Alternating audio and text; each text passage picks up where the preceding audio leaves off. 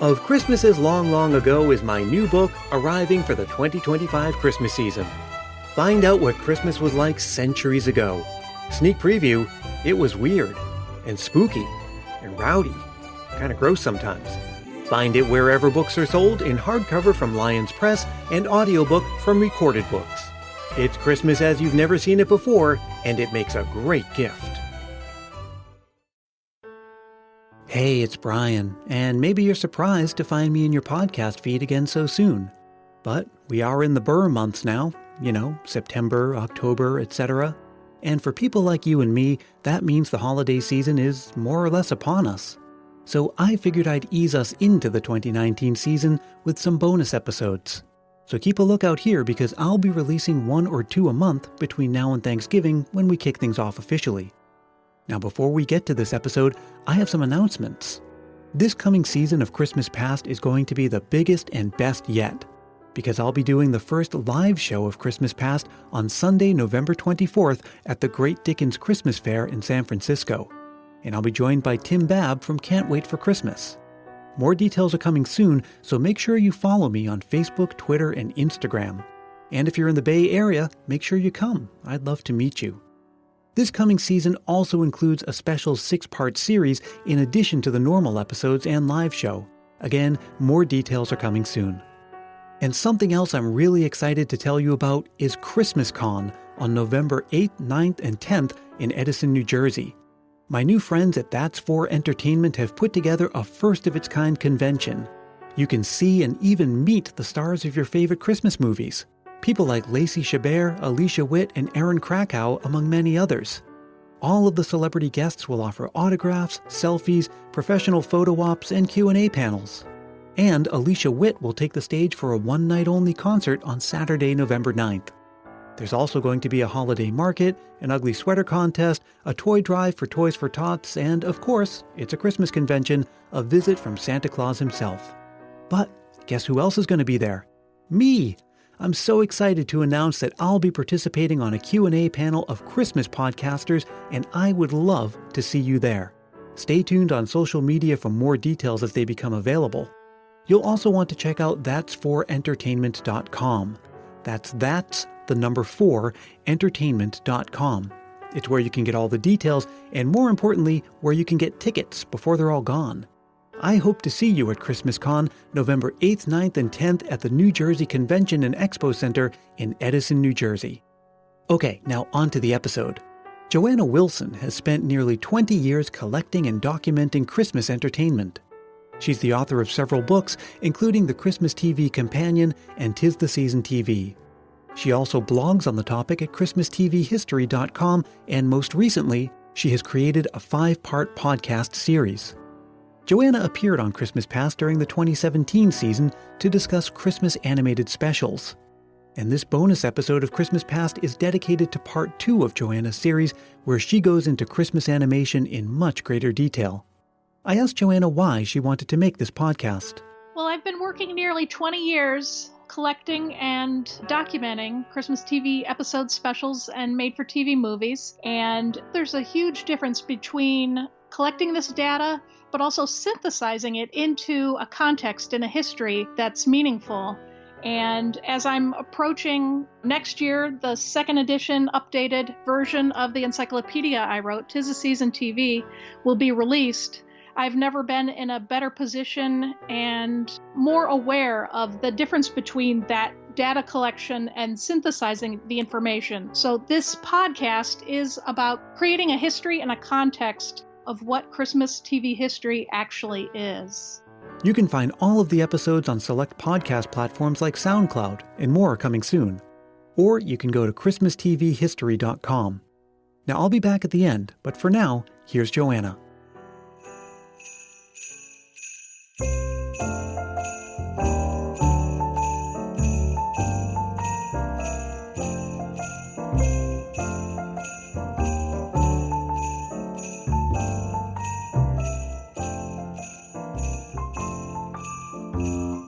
Hi, I'm Joanna Wilson, the author of 'Tis the Season TV, the encyclopedia of Christmas-themed episodes, specials, and made-for-TV movies. I've been a pop culture junkie my whole life, and went on to earn a bachelor's degree in film studies. I've been researching and writing about Christmas on TV for nearly 20 years, and I'm currently finalizing the updated second edition of the encyclopedia, which will come out next year in 2020. Some of you may know me from one of my other books, such as Triple Dog Dare, Watching and Surviving the 24-Hour Marathon of a Christmas Story, The Christmas TV Companion, or even Merry Musical Christmas Volume 1, the best musical performances in sitcoms and dramas. Whatever brought you here, you should know Christmas TV history is kinda my thing. Thanks for tuning in. This episode's title is The Story of Christmas TV Animation.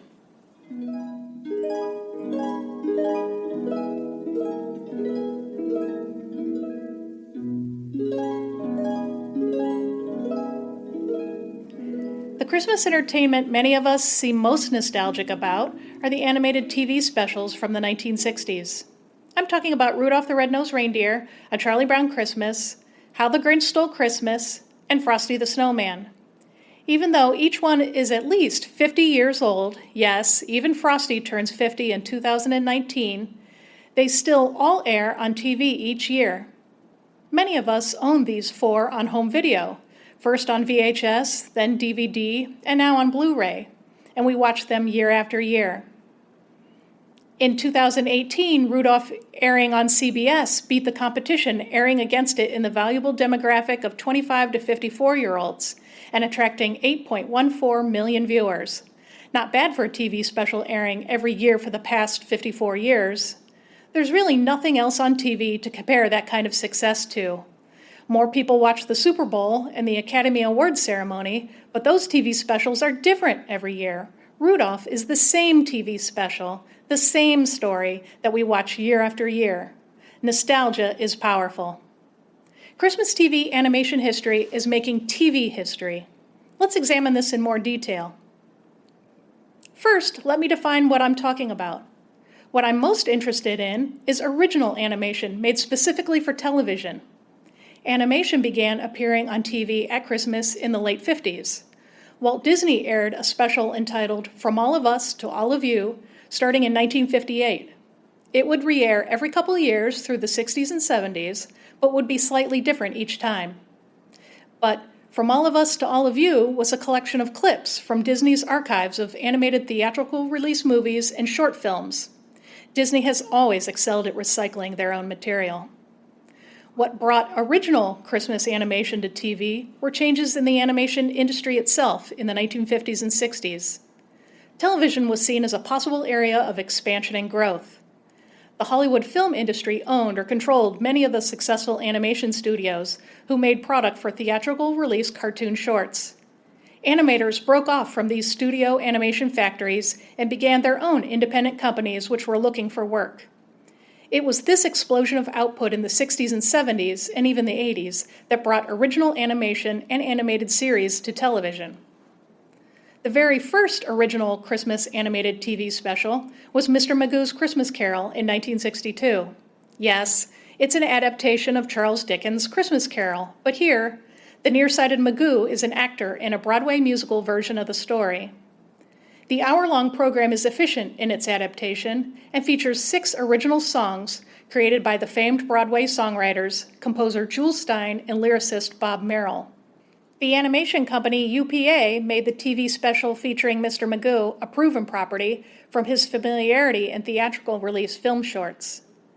The next Christmas animated TV special was 1964's Rudolph the Red-Nosed Reindeer, created by Rankin Bass. Arthur Rankin Jr. and Jules Bass were already making commercials and TV series when they produced Rudolph based on the popular song. The animation used to make Rudolph is stop motion, a technique that is as old as filmmaking itself. However, Rankin Bass called their productions animagic. The unique look of the TV special comes from finely photographing figures or a sort of puppet to simulate movement. It is not clay. Although I still regularly see people referring to Rudolph as claymation, for the record, Rankin Bass never worked in clay. I'll return to a fantastic example of Christmas claymation later. In addition to making Rudolph, Rankin Bass went on to make 19 more Christmas and New Year's animated TV specials, an episode, and even a theatrical release movie.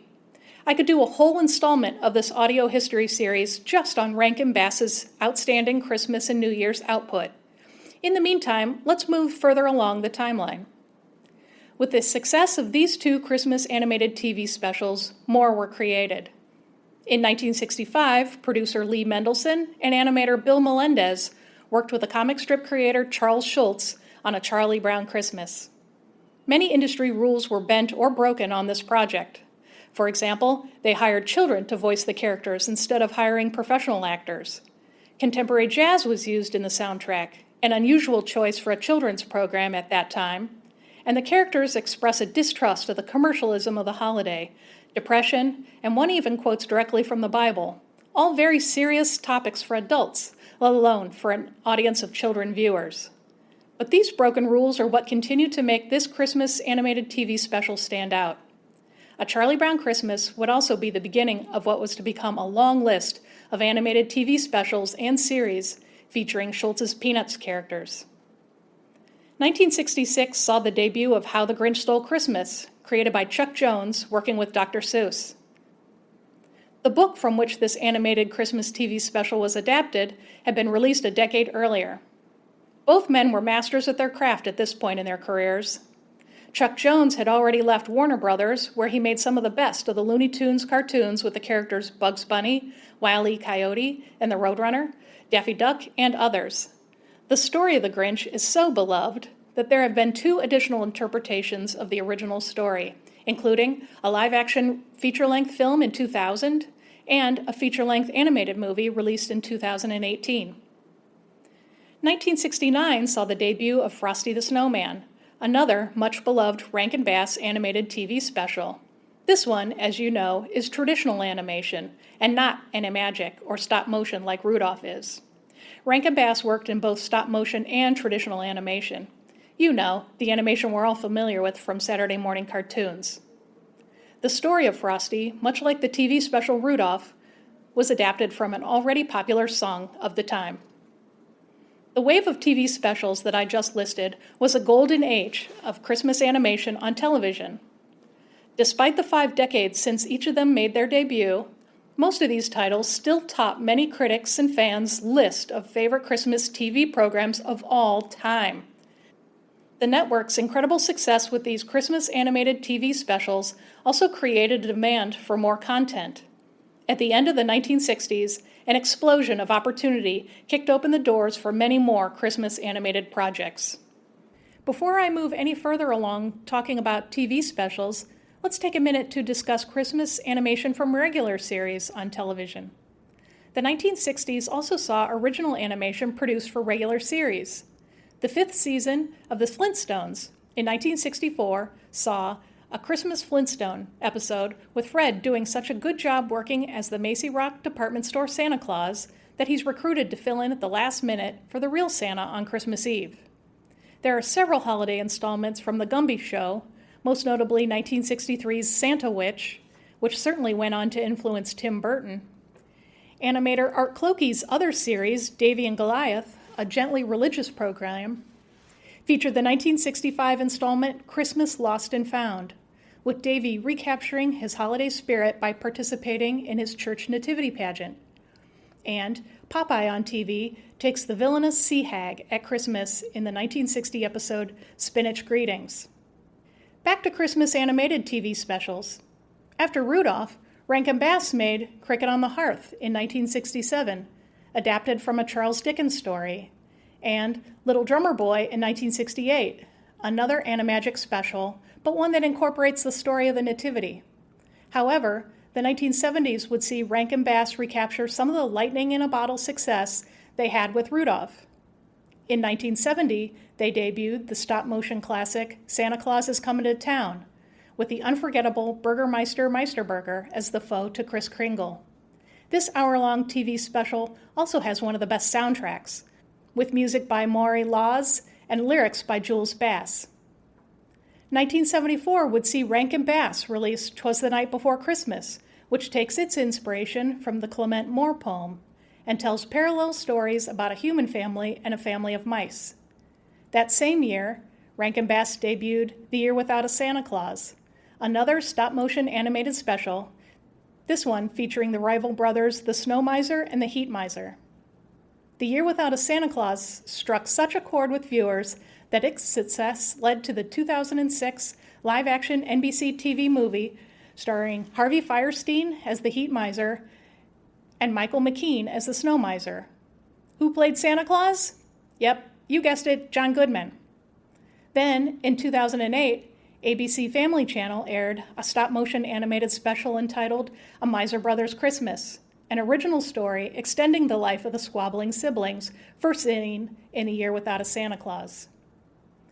Seeing the success of the earlier Golden Era animated Christmas TV specials, other animation companies attempted to appeal to holiday viewers too. In 1973, DePatie Frayling jumped in with The Bear Who Slept Through Christmas, voiced by comedian-musician Tommy Smothers. DePatie Frayling also made The Tiny Tree, about a set of woodland creatures who dwell in a meadow near the house where a girl in a wheelchair lives. The music for this TV special was written by Johnny Marks, who also wrote the music for Rudolph. In 1978, DePatie Frayling released A Pink Christmas, featuring the Pink Panther, a proven property DePatie Frayling had animated in the opening credit sequences of the first Peter Sellers Inspector Clouseau movie. They also animated the 1960s Pink Panther TV series. A Pink Christmas is remarkable because it is an adaptation of an O. Henry holiday short story entitled The Cop and the Anthem, a story familiar to Red Skelton fans, as he performed a version of the same story in the mid-50s on TV that was rerun every Christmas for years. And in 1979, DePatie Frayling worked with Chuck Jones to bring to life the Warner Brothers characters in Bugs Bunny's Looney Christmas Tales, 3 segments of Yuletide stories featuring Bugs Bunny, Yosemite Sam, Porky Pig, Tweety Bird, the Tasmanian Devil, Wile E. Coyote, and the Roadrunner. In the 1970s, Chuck Jones continued with several more animated Christmas TV specials, including 1973's A Very Merry Cricket, a gorgeous sequel to his earlier success, A Cricket in Times Square. And in 1978, Jones released Raggedy Ann and Andy in the Great Santa Claus Caper, a story about the doll siblings protecting Santa and his toys from a greedy inventor called the Big Bad Wolf, who looks remarkably like Wile E. Coyote. Throughout the 1970s, other animation companies took advantage of the opportunities realized by the successes of the Golden Era animated TV specials. Filmation debuted Fat Albert's Christmas Special in 1977, drawing upon the familiar characters of the regular TV series Fat Albert and the Cosby Kids. Filmation also made A Snow White Christmas in 1980, based on the fairy tale characters. And Nelvana, an up-and-coming Canadian animation company, released A Cosmic Christmas in 1977, a science fiction holiday story about aliens landing on Earth to understand the meaning of the Yuletide celebration.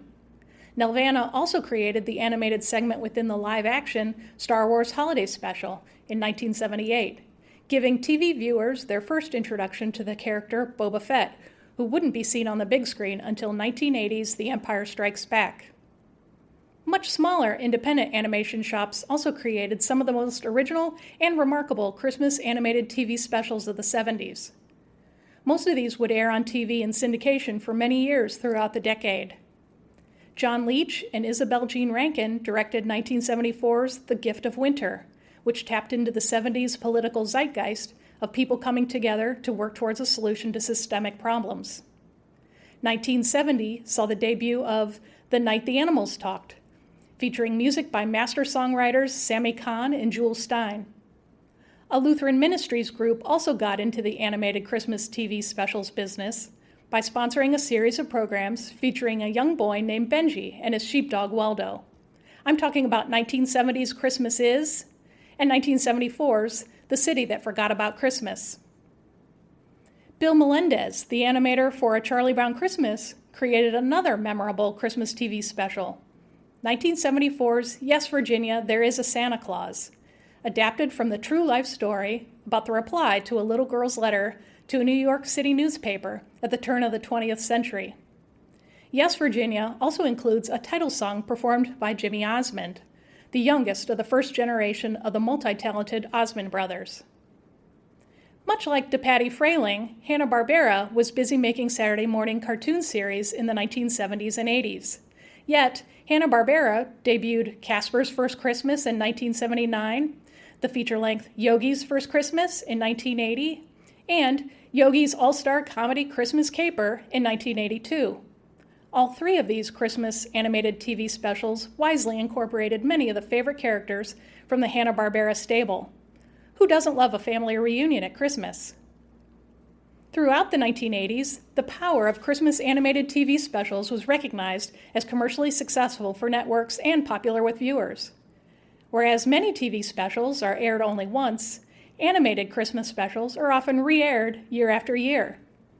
The 1980s would rely more and more on proven character properties by animation companies to draw upon viewers' loyalties to comic strips and greeting card lines, but also to sell toys and merchandise.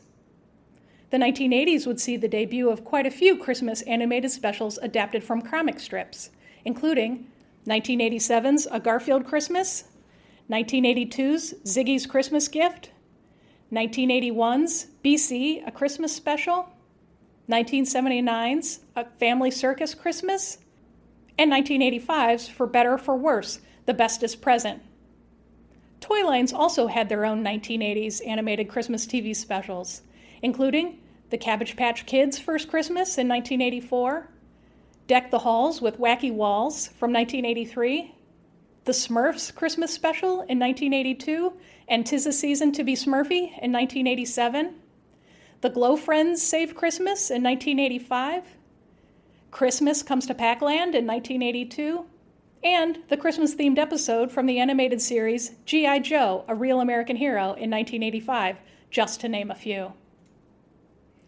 My favorite of these is 1982's Ziggy's Gift, featuring the comic strip character Ziggy, created by Tom Wilson. In the story, Ziggy doesn't speak a word, but raises money as a bell-ringing Santa Claus, collecting donations and giving to the needy. The soundtrack music was created by Grammy winner Harry Nilsson, and the animation was directed by Richard Williams, the same man who directed the Academy Award-winning animated version of A Christmas Carol in 1971. Ziggy's Gift claimed the top prize that year by winning the Emmy for Best Animated Program. TV in the 1980s also gave a platform for some of the more outstanding artists in the field to get creative at Christmas.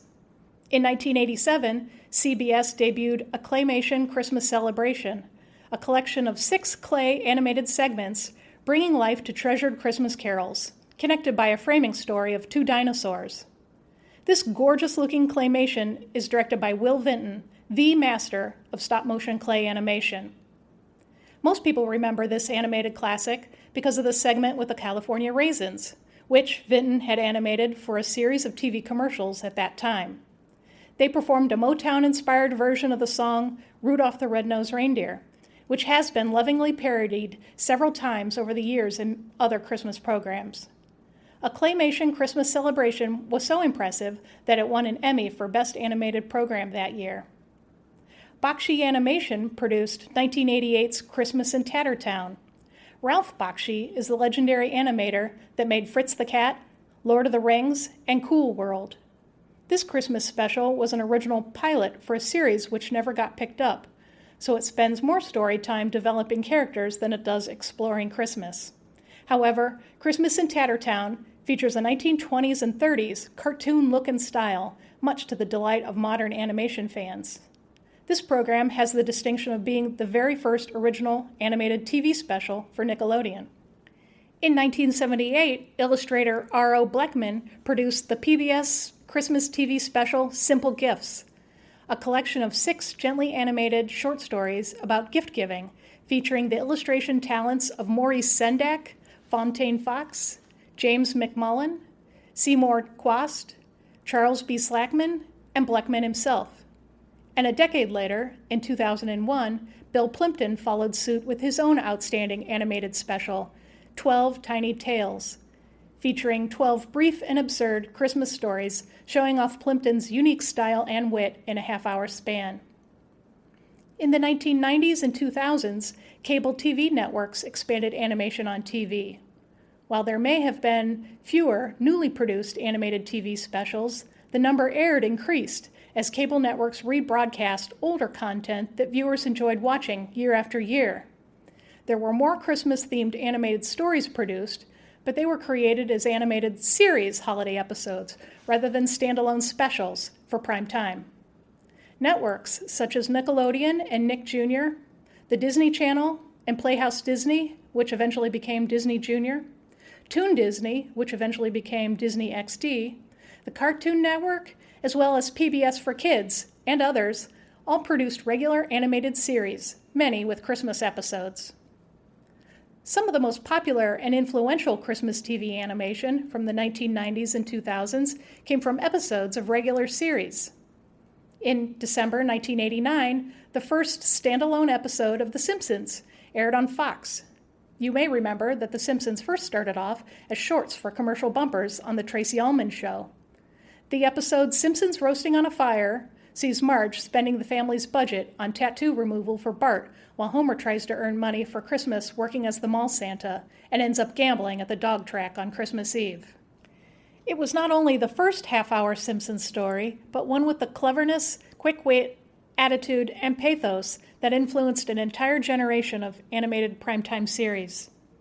Substantial Christmas episodes would soon follow from South Park, Family Guy, The Cleveland Show, American Dad, The PJs, King of the Hill, Bob's Burgers, and others. These primetime animated series would reach for adult viewers with more mature taste and senses of humor. Although fewer new animated Christmas TV specials were released in the 90s and 2000s, several good examples still debuted. All of the Other Reindeer aired on Fox in 1999.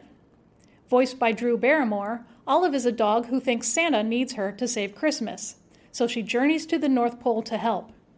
Produced by Matt Groening, creator of The Simpsons, All of the Other Reindeer is charming and has its own unique character design. Another memorable animated TV special is the British-made Robbie the Reindeer in Hooves of Fire from 1999. In this clever story, Robbie has to compete in the athletic competition, the Reindeer Games, in order to earn his spot back on the team to pull Santa's sleigh. The half-hour stop-motion animated TV special was made by the same team that created Wallace and Gromit. It was dubbed with American actors for its CBS debut. The creative team went on to create two more specials, Robbie the Reindeer in Legend of the Lost Tribe in 2002, and Robbie the Reindeer in Close Encounters of the Herd Kind in 2007. I think my favorite from this era is The Christmas Orange, which aired on ABC Family Channel in 2002. In this story, adapted from a book by Don Gilmore and illustrated by Marie-Louise Gay, a little boy named Anton takes Santa Claus to court to sue him for bringing him only a single orange for Christmas instead of the 600 gifts he placed on his list. When Santa decides to retire, rather than defend himself against giving a child a miserable holiday experience, the whole city learns there's no more Christmas for anyone else, and Anton has to learn about the holiday spirit quickly. This delightful story faces greed straight on, and with a unique image style and wit, too. In the 2000s, a new trend began in Christmas animated entertainment. Blockbuster theatrical release animated movies began making holiday shorts to include as bonus material on home video releases and to air on television. The first was, in 2007, Shrek the Halls, a half-hour Christmas story with the characters from the popular Shrek movie franchise by DreamWorks. Merry Madagascar followed in 2009, and Kung Fu Panda Holiday in 2010, both also by DreamWorks. This was followed by 2011's Ice Age, A Mammoth Christmas by 20th Century Fox Animation, The Smurfs, A Christmas Carol by Sony Pictures, and Dragons, Gift of the Night Fury, a holiday story with the characters from the How to Train Your Dragon movies franchise, also by DreamWorks. 2014 saw Toy Story That Time Forgot with the characters from Toy Story by Pixar Disney, and in 2017, Trolls Holiday by DreamWorks and Olaf's Frozen Adventure by Disney. The best part of seeing these on TV is that the characters are always voiced by the original big-budget Hollywood actors, and the quality of the animation is the best being made. Whether they are made-for-TV specials or first released on DVD, these holiday shorts all find their way to the small screen. And in 20 years, this is the Christmas animation people will be nostalgic for. An example of the power of nostalgia for animated Christmas specials is seeing how it affects popular culture. The 2010 Christmas episode of the live-action series Community, entitled Abed's Uncontrollable Christmas, was filmed in stop-motion animation to express Abed's passion for animated TV specials. In Abed's delusion, his fellow students all become misfit toys, just like in Rankin Bass's version of Rudolph. Another example of the power of animated Christmas specials is the 2011 Yuletide episode of the sci-fi series Eureka, entitled Do You See What I See? In this story, there's a technological glitch that causes the characters to become animated. Out of control, they change from CGI to traditional animation to claymation to Japanese anime, and we see their appearance flash from resembling A Charlie Brown Christmas to The Simpsons, South Park, and even Scooby-Doo characters, all for Christmas.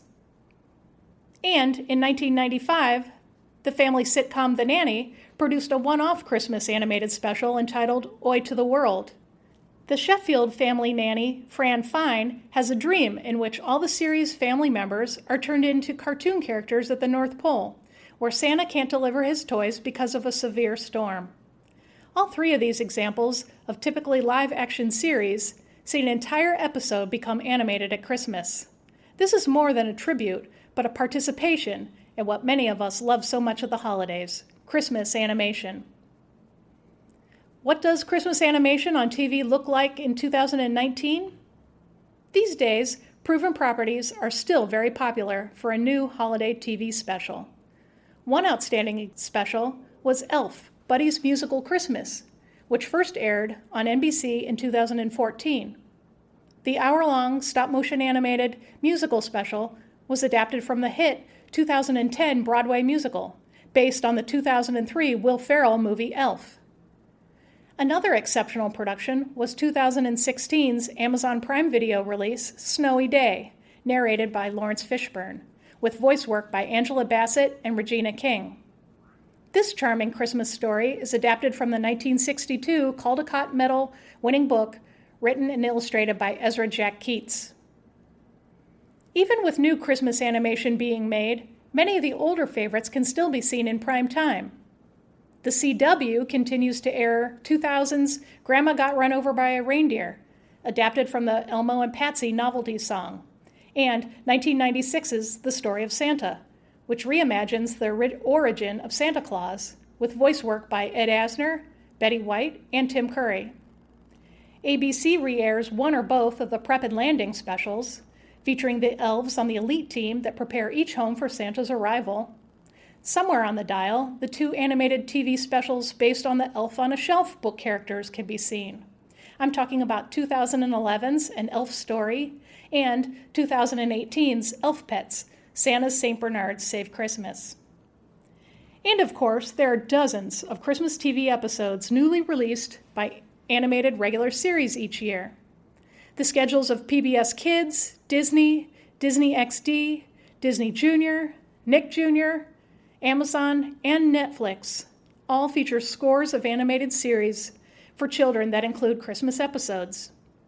In 2018, the series Thomas and Friends and Butterbean Cafe on Nick Jr. featured holiday episodes, as did Let's Go Luna on PBS, Pete the Cat on Amazon, Super Monsters on Netflix, and Muppet Babies and DuckTales on Disney.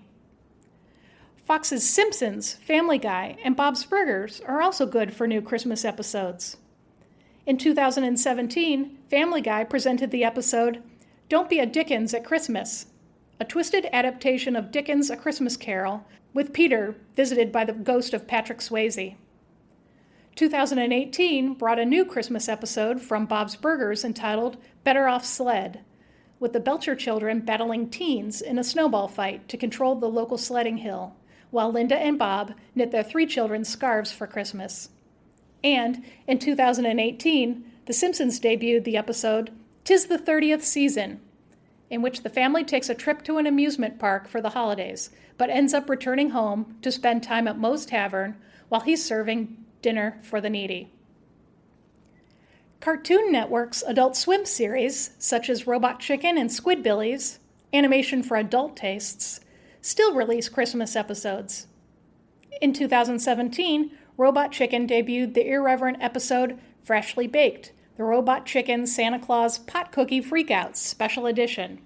And also, in 2017, Squidbillies released their second holiday episode, The War on Christmas, and yes, it's as offensive as you can possibly imagine. But if you're like me, you still tune in to watching Rudolph and A Charlie Brown Christmas each year when they air. Both have aired every single year in prime time on a major network since they were created in the 1960s. That's 5 decades of TV history. At the time I'm recording this in July 2019, Freeform has now secured the rights to air Frosty the Snowman at the holidays, later this December, thus ending Frosty's 50-year streak of airing on CBS every year since it was created in 1969. What new Christmas animated TV specials will be released? I hope you'll tune in with me and find out. Want to read more about what I've talked about here? I hope you'll check out my books. But you can also look into these reference works for more information. Mr. Magoo's Christmas Carol, The Making of the First Animated Christmas Special by Daryl Van Sitters. A Charlie Brown Christmas, The Making of a Tradition by Lee Mendelson and Bill Melendez. The Enchanted World of Rankin Bass by Rick Goldschmidt. The Encyclopedia of Animated Cartoons by Jeff Lenberg. Television Specials by Vincent Terrace. And Greg Airbar on the website cartoonresearch.com. Thanks for listening. I'm Joanna Wilson, and you can find out more about me and Christmas on TV in general at my website, www.christmastvhistory.com. I'd love to hear from you. Tell me your thoughts on Christmas TV history and on this podcast. You can find my contact information at that website or on social media. I'm on Twitter, Instagram, and Facebook at 'Tis the Season TV, the name of my encyclopedia. Thanks for listening.